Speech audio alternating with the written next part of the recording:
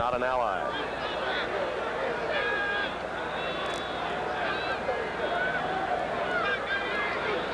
Four wide receivers in the game. 6 defensive backs, and Collier is just having all kinds of difficulty finding anyone open. Odom's got it up to the 21. They're still 3 yards shy of the first down. Sam Mills made the stop. Well, Tim, what do you do now? Do you go for it? Because if you did not make it, then the other team takes over in great field position. The Stars take over in great field position. So what do you do now, Tim? Henry Odom paid the price after coming up with that reception. We'll have time to think about what might happen. Baltimore leads by 13. Yes, Wickerman, tell me about Topeka. One of my salesmen telling me how rough it is on the road. I ought to know that's how I started. Well, go get him. I also know he's staying at Howard Johnson, enjoying their executive section. Fine with me, because at Howard Johnson, he gets his extra comfort at a rate that lets me get a good night's rest. Yes, McConkie. Oh, talk to me about Tallahassee. Howard Johnson Hotels and Lodges, a good deal and a good deal more. No matter how fast life gets, no matter how hard you work, Right Guard can help keep you smelling good for up to 24 hours. That's protection. Right Guard protection.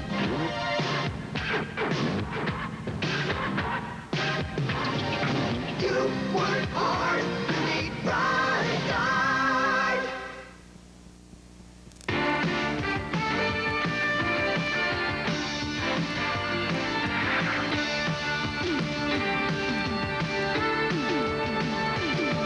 Tim Brando along with Billy Taylor back with you. 5:35 left. Watch this hit by Mills, absorbed by Odom. That hurt. As a running back, I felt it all the way up here. But Sam Mills is a great linebacker. I know Odom's got it. He's going to be sore for the next couple days. Well, they're running out of running backs, the Orlando Renegades. They've lost Bledsoe for the remainder of the evening. Well, Tim, I'm going to talk to Disney after the game. Don Disney, the owner of this franchise. Well, 4th and 2. We know what they're going to do now, don't we? First down. And there's Eccles, the tight end that spent some time in the New Orleans Saints training camp before becoming a Michigan Panther.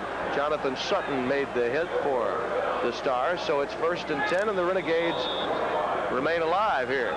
Tim, that was a good play because the play action pulled the linebackers up and let the tight end was able to get behind them and for the completion and the first down, most important. Prevent look from the Stars. Collier fires underneath it to Smith. Complete to the 32-yard line. Hardy made the stop.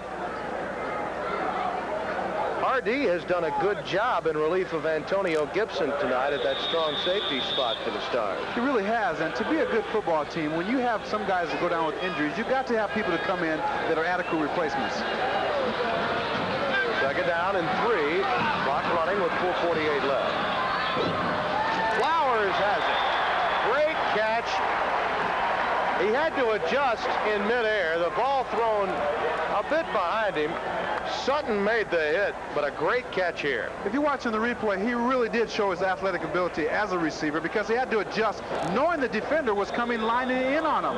Great reception, plus he got out of bounds to stop the clock, which is most important right now. 1st and 10 with the ball at the 47 of Orlando. Collier goes to work again. From a fan's viewpoint, Tim, they wonder why does a team not go into the 2-minute offense sooner, not go into this type of offense, because now they're moving the ball down the field, something they have not done this half. Wilford Morgan got the reception for a 7-yard gain. 2nd and 3. They're now in Stars territory. Walters for the first down. R.L. Harris made the stop, but in defense of the Stars' defense, they're really giving all of that up.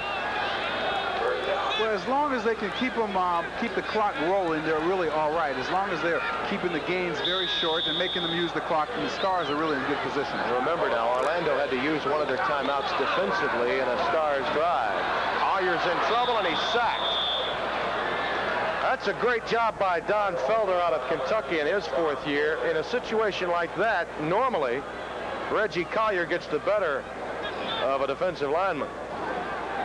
Tim, that's a big loss. 15 big yards. That hurts right there. And it also forces a timeout called by Orlando, which means now they only have one remaining. 3 minutes and 47 seconds left in our game. Orlando, you have to feel the cards had been stacked in their favor the first half, but as has been the case with this team all year, and with a quarterback that's still learning the trade, it caught up with him. In fact, last week in his best game, he did throw 3 interceptions against San Antonio. Some people lose sight of that. Tonight, a good night, but again, a big interception probably is the turning point in this game. That's exactly. The first couple minutes of the second half, that really hurt. And then they came back with a fumble again. On the other side of the coin, Coach Mara of the Stars, he's got to go in at halftime, and he had to tell his players that Orlando played as well as they can play, and they're only down by 11. They came back in the second half with a little bit of fire in their eyes, and they turned this ball game around like that. And I think from a coach's standpoint, you've got to be pleased with your ball club. Morgan is now out of the game. Smith, Flowers, and Walters are the receivers now for Orlando. Collier looking to throw on second and an eternity. Smith has it, and he runs into a buzzsaw. Larry McCoy just did an abdominal twist on Jeff Smith. This is the kind of stuff that puts people in hospitals. I mean, as a matter of fact, as a running back, you try never to get hit like that. As a matter of fact, he should never lose ground because you should try to get out of bounds to preserve the clock. Yeah, you should run north and south when you're going to get hit like that. Now, see, Odom was hit by Mills. He's a victim of Sam Mills, which I myself was lucky enough not to be a victim of. I tried to stay out of his way. As a matter of fact, Odom should know from now on in, anytime that Sam Mills is within 10 yards, he should try to go any way to avoid Sam Mills, because he is one of the toughest players I have seen play this game, and that's in the NFL and the USFL. He's destined to put some more guys on the developmental squad. Third down and 34 to go. Nearly picked off by R.L. Harris. Tim, that's literally an improbable situation. You're 3rd and 34. They've got the nickel and dime situations in, and it's just really too tough a situation to be in. Check that. It's really 3rd and 34 now. Well, still, it's just really a hard situation. The only thing you can do is try to pick up half of it in one chunk, maybe another 10, and then try to go for it on 4th down. Collier says, who, me? I have to make this call here? Send me something, guys. You know, in defense of Collier, he's played quite well tonight, with the exception of that one interception which Sam Mills ran back for a touchdown. He really has played a good game. 3 minutes and 15 seconds are left, and it is 3rd and 34 this time. Collier hit as he launches the pass, and it's nearly caught by Smith off the proverbial tip drill. Scott Werner got a hand on it.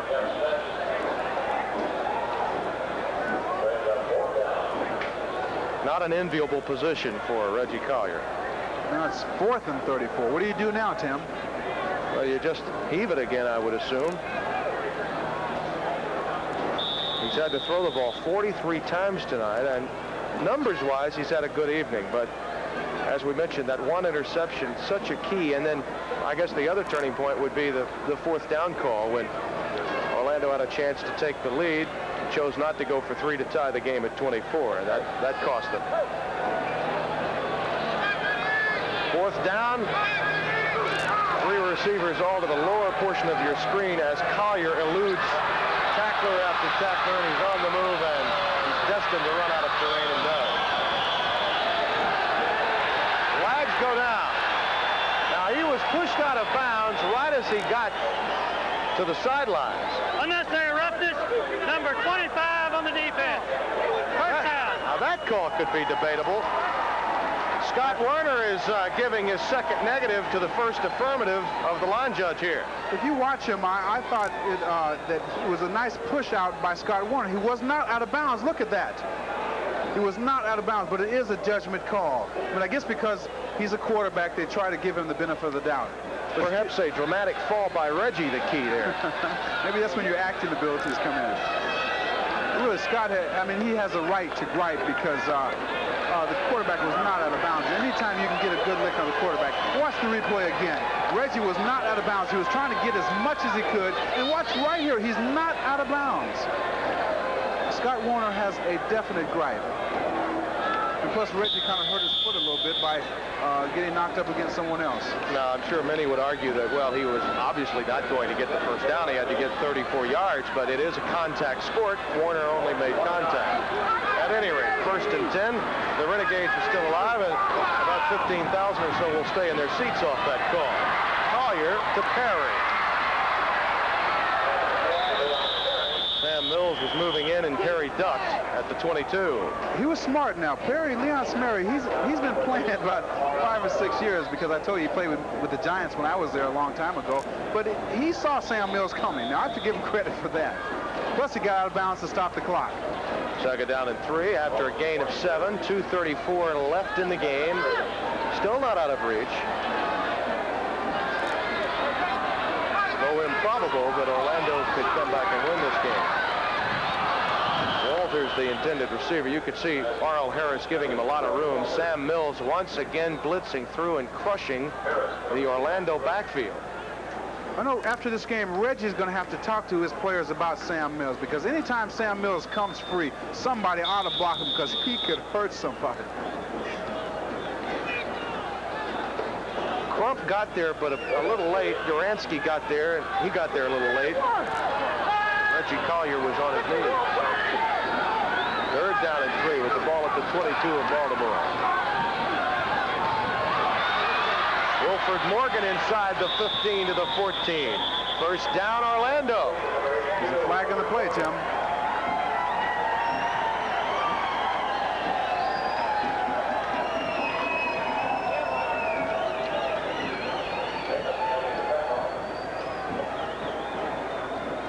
George Cooper made the stop for the Stars. 12 men on the field, defense. That doesn't hurt the Orlando cause a bit. I mean, it's not over by a long shot. Sam Mills has come out of the game. Where's your stick? Have a Charlie horse. Certainly he deserves one off the performance tonight. I sure hope he's not hurt very bad because he is a great ball player. And I would hate to see anything terrible happen to him because he is the leader of that defense out there. 1st and 10 now.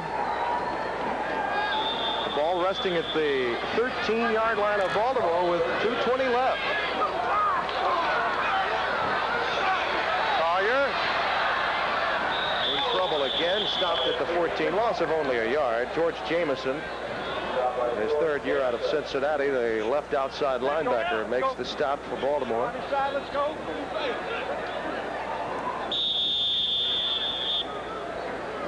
They want to get another playoff before the 2-minute warning.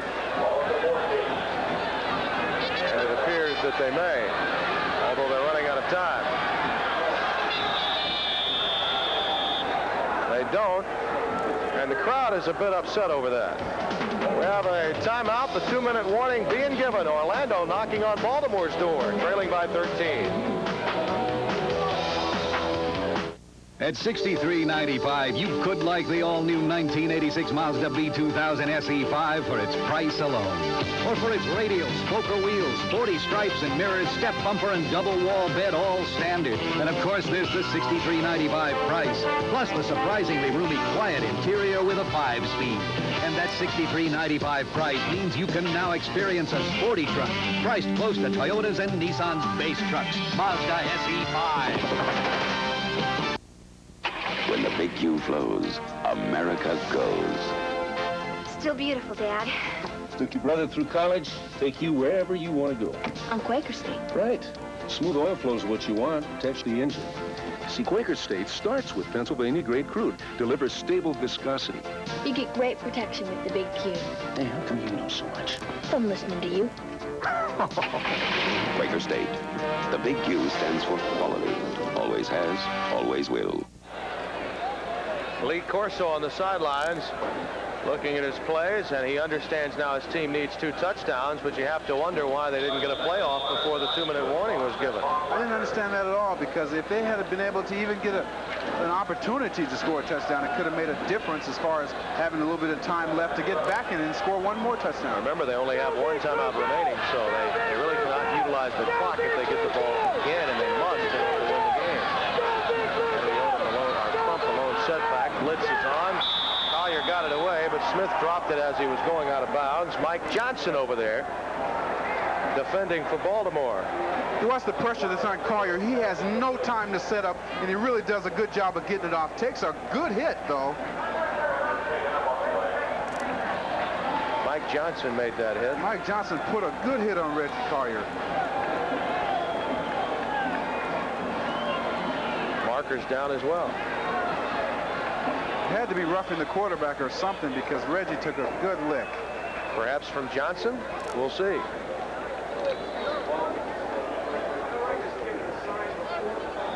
No, we won't. We'll tell you this, it's 1st and goal at the 7. Personal foul the call. This has happened twice on this drive. Warner 1 time, a debatable call, really. That time a good hit, but again, penalty absorbed by the Stars. Collier was rattled again as he threw for Flowers, incomplete in the end zone. Well, he is spending a lot of time on his back. They will have earned this touchdown if they get it, or at least that guy will have earned it. He's going to be in the whirlpool 3 or 4 days this week, because he's taking some nice hits. But I like to see a quarterback always get up and show the toughness to the rest of his teammates that he can take a lick. I know, you don't want your quarterback to get hit. I should mention that Sam Mills along the sidelines appears to be walking around as if he's all right. And there's a fumble off the hit, and it's recovered by William Fuller. The hit was made by Mike Johnson, it appeared, the linebacker. That forced the fumble, and then it was picked up by Fuller.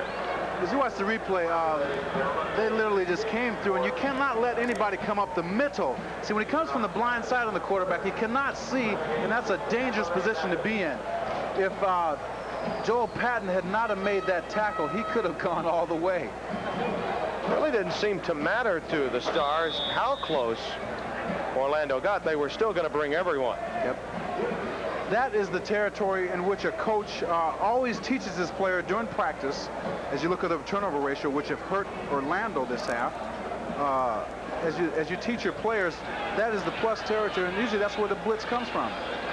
147 is left. All academic now, just sit on it. And the Stars will move to 6-6-1 and watch closely Monday night's game between Jacksonville and Houston, and also watch closely tomorrow's Tampa and Memphis game coming up here on ESPN. The Tampa Bay Bandits. Tim, I'd like to ask you a question. As a coach, what can you get positive out of this game? Lee Corso, what can he get positive out of this game for his Orlando Renegades? Well, I'd look at the statistics that Collier came up with, look at my running backs and say, hey, you had something good happen in this game. If we don't make the mistakes that we made at the early portion of the second half, we win the ball game, just as we did against San Antonio. That's Worthy. Gary Worthy in the game out of Wilmington in his second year. There are the games remaining for Baltimore. And as you see there, they have a few tough games, and Jacksonville and Orlando, yeah, they've got some easy ones as well. So a so-so schedule remaining. Now, Jacksonville has to go to Houston. You'll see that game here on ESPN Monday night. But then they have to go to Baltimore, to New Jersey, to Memphis. And all of those teams are fighting for the last playoff spot. Jacksonville and Orlando, the two there. And certainly Memphis has got to be concerned about what those two teams are doing with their 7-5 record. But Tim, literally both teams can decide their own destiny, because they do have a schedule that if they do win them all, they can make it to the playoffs. This game could propel the Stars to get into the playoffs, though, Tim, because they played a great second half, maybe their best second half in a long time. Right. David Riley made the carry there. Orlando called the timeout with a last-ditched effort hopefully come up with a turnover and a miracle touchdown to close out the game. Lee Corso, the eternal optimist. The playoff picture remaining now. Eastern and Western Conference champions, then the conference runners-up, then the next 4 teams with the best records. And that's the situation that right now Baltimore finds itself on the outside looking in behind these guys. Tampa Bay at the top of the heap, and then Jacksonville and Memphis. And you look at Jacksonville of late, though they lost in their last outing, they've been playing well. Memphis may be the hottest team in this league right now going into that game against Tampa Bay tomorrow. I think each and every week Memphis is playing better and better football. They're solidifying different positions on their team, and I think they are the team to beat right now, Tim. And the thing to remember, though, about Memphis is that they, too, have a very difficult schedule, remaining 3 games against playoff-type teams on the road. They do get Orlando at home to close out the year. But they're playing good ball, and you as a coach have got to think positive in that your team is playing such good ball that they can do something with that. Well, they decided to punt it.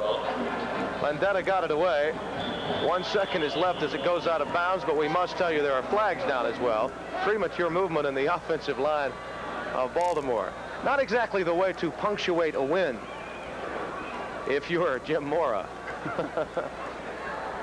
We should mention that both managing general partners and owners for both of these clubs were talking matter-of-factly in the papers, the local papers here this week, about merger, which was interesting. Illegal motion on the offense, offsides on the defense. Replay. But Tim, I feel that in the 3 years of the existence of the USFL, it has got better and better every year. There is an awful lot of talent in this league, and I think that in some way they need to incorporate some type of merger because they're in cities that love football. You see the fans here in Orlando love it, Jacksonville, Portland, Memphis. I think they've got to either expand in the NFL or do something because there's too much good talent around right now. We haven't gotten the official tote, but we can tell you that there was a crowd of better than 20,000 for a 3-9 team. 23,121 we're just told the official attendance tonight. When you consider the state of affairs for this ball club, a pretty good crowd here in Orlando. They watched an entertaining game, though the Baltimore Stars came away with a much-needed win. Our final score here from Orlando, Baltimore 34, Orlando 21. Throw me a strike in here. I come back to the ballpark once in a while for old time's sake. I even get a chance to... These fans love me. I even paint the old pitching machine with Rust Magic with RP2. Gotta tell you, Rust Magic keeps this pitcher in great shape. Yeah, but the catcher's rusty. They never forget you. And Rust Magic dries a lot faster than the leading national brand. And that's a winner when you're rained out. Rust Magic from Krala. Tough, fast-drying rust protection.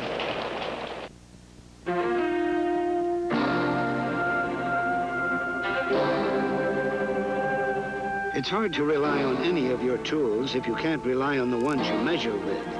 So we build the durability into every tape we make. That's why you don't see people replacing their Lufkin measuring tapes, but why you do see them buying more. Lufkin tapes from Cooper Tools. The difference between work and workmanship.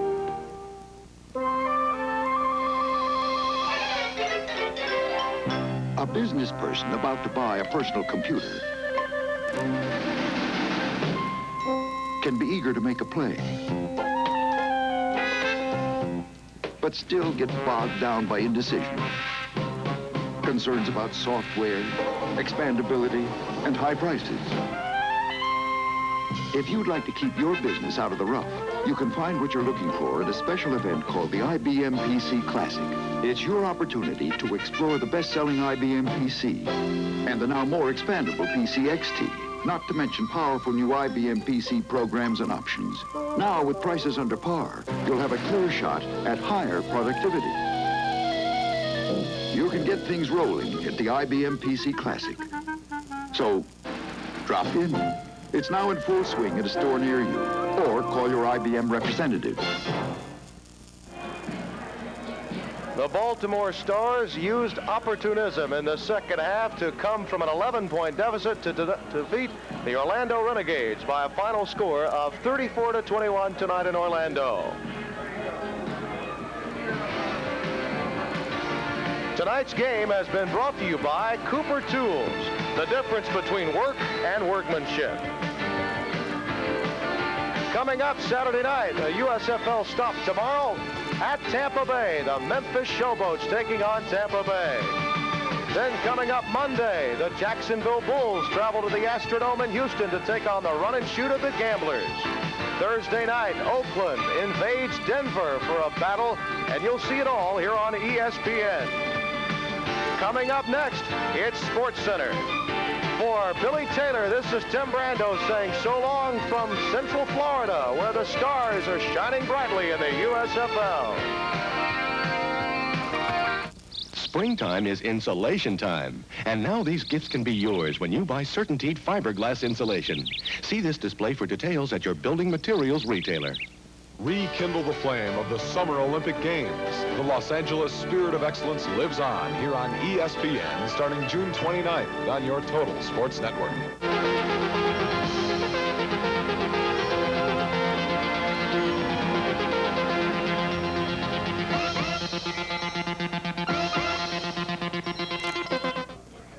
Everybody, Gail Gardner in the SportsCenter newsroom. Coming up next here on ESPN is the Villanova story, a special look at the NCAA basketball champions, the Villanova Wildcats. Tom Mees will be your host. That will be followed by a full half-hour edition of SportsCenter with Chris Berman and Greg Gumbel. And let's take a look at what is going on right now. Los Angeles and Denver in Game 3 of the Western Conference Final Series in the NBA playoffs. It is at the half right now, and the Lakers are leading the Denver Nuggets by the score of 79-68. It was a 1-point lead for LA after one quarter. It was up to 16 at one point in the second quarter, but now it's an 11-point lead at the half, the Lakers over the Denver Nuggets. That series is tied up at 1 apiece. Baseball action this evening in the American League in Cleveland. Roger Clemens tossing a 5-hitter. He struck out 10 batters in that game. The Red Sox blanking the Indians 5-0, snap a 5-game losing streak. It was the Indians' 5th straight loss. Wade Boggs with 3 singles and 1 RBI in that game. Burt Blyleven taking the loss. It was the White Sox defeating the Texas Rangers under new manager Bobby Valentine. The final in that game was 4-2. Rich Dotson the win. Dickie Knowles takes the loss. Fisk and Rudy Law with homers in that game. Tony Dunbar homering for Texas. Toronto and Minnesota, and the Blue Jays leading by the score of 6-1. That game now in the 9th inning. Kansas City and Milwaukee, and the Royals have beaten the Brewers by the score of 3-0. A 2-hitter by Brett Saberhagen. Elsewhere, the Yankees and the Angels, this game scoreless in the 3rd. The Orioles and the Seattle Mariners, the O's lead 6-1 in the 2nd. Grand slam in that game by Fritz Connolly. Detroit and Oakland, the Tigers leading 2-0 in the 2nd. Over in the National League, it was the Cubs defeating the Atlanta Braves by the score of 7-5, coming up with 3 runs in the 9th off of Bruce Sutter. Cincinnati and Pittsburgh delayed by rain for over 2 hours, and the Reds now lead 4-0 in the 5th.